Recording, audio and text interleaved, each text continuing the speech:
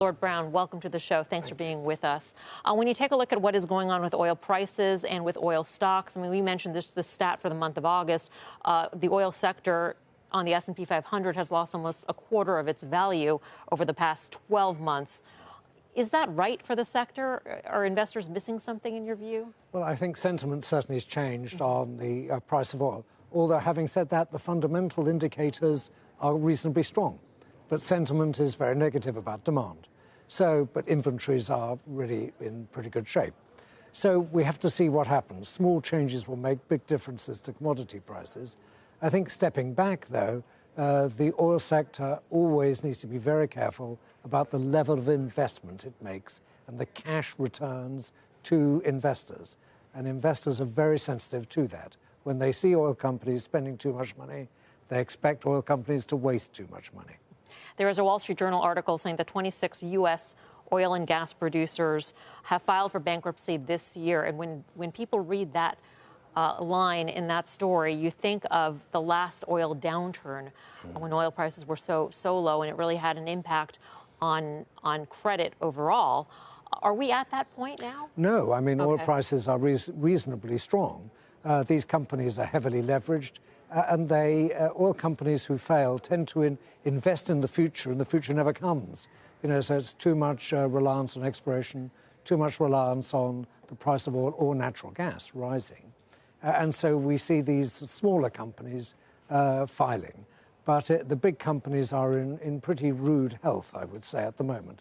They've done quite a lot to themselves to keep pretty strong. Well, speaking of rude health, you're here on a day when the British pound is below $1.20, and help us navigate the latest round of Brexit headlines, because it's headache-inducing to follow, but all of a sudden it looks like the new leader might have lost his parliamentary majority. I mean, what are you following? How are you going to figure out what's going to happen over in the next couple of weeks here? Well, I've decided I follow it very closely, and the more closely I look at it, the more confused it is. So, I mean, there are some important posts that hold this tent up. One is the nation voted to leave, whether you like it or not. I don't like the idea, but the nation voted to leave. Secondly, the Prime Minister we now have is determined to get us out of Europe on time. And thirdly, many people in Parliament are saying our role as MPs is to stop it happening abruptly.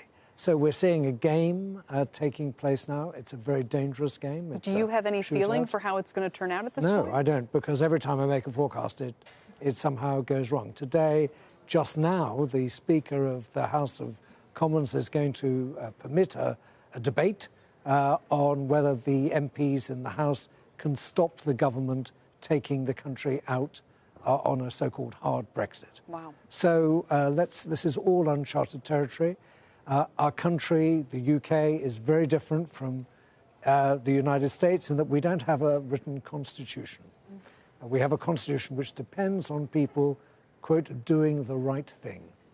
And if there's small changes in behaviour that isn't what it is, the so-called the right thing, something goes wrong. And I think we're seeing some of that happening now. What do you think the impact of a hard Brexit would be, not just on the UK, but also on Europe? Well, I think it will be very damaging. It's clearly a loss of economic activity.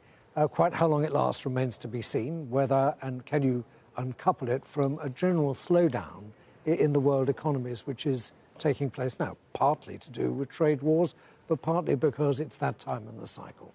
So it's difficult to say, but I think we'll see a slowdown, and this will accelerate it. So if we see an accelerated slowdown, and we've already seen PMIs, for instance, in contraction in UK and Europe and Japan, I mean, in many, many, many countries at this point, what does that do to how you think about the price of oil? So oil, of course, is highly dependent on demand, but it's even more dependent on supply. And, of course, the supply is variable because most of the oil in the world is not actually supplied by the United States, a very important supplier, where the free market works, but by many state-controlled enterprises. And state-controlled enterprises have different agendas.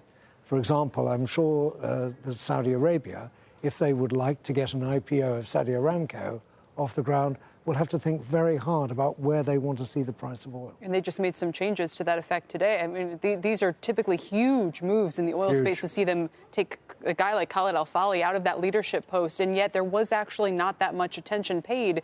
How much clout has that group lost, has Saudi lost here, if any, in your view? Well, it's difficult to say, but I would think that this is...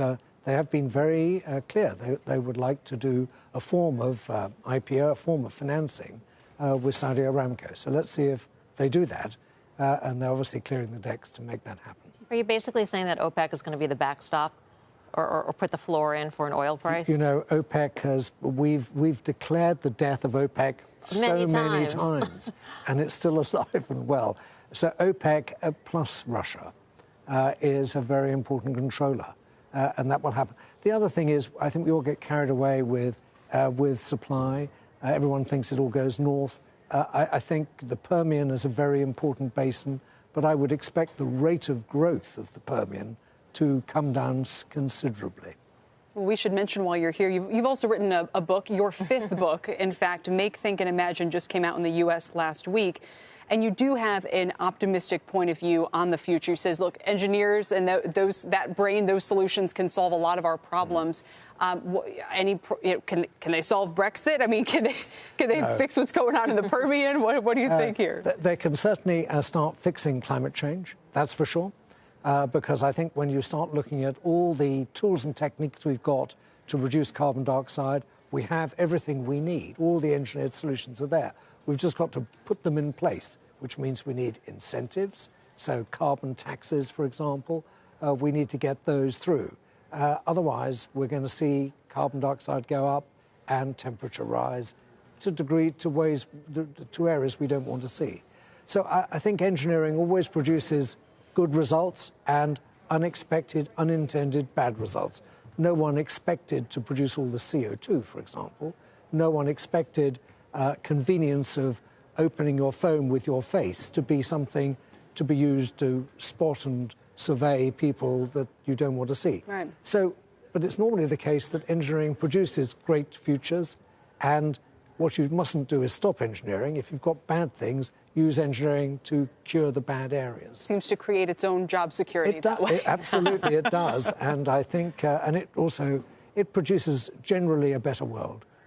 If you think of our world is, cleaner, better, it's more educated, less people starving, and healthier. And health is a really important thing engineering really leads. Then you need more engineering, not less. Okay. Make, Think, Imagine is your book. It hits U.S. shelves today. Lord Browne, thank you so much for joining us. It's a pleasure. Appreciate it. Lord John Browne.